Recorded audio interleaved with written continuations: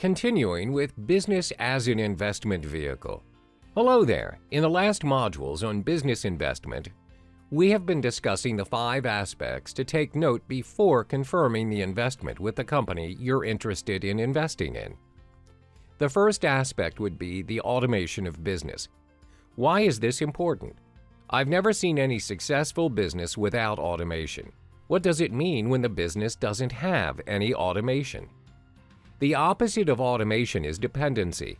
Would you invest in a business that is fully reliant on the boss or manager?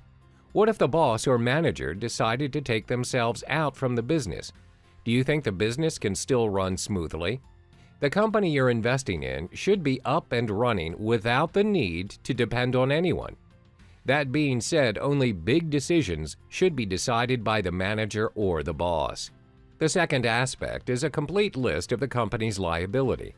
This is important because the numbers from the business valuation can be adjusted to make it look appealing just to get you on board.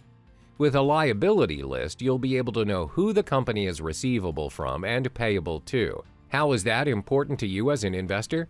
Well, think about it this way. The profit can be influenced by the liability of that particular company.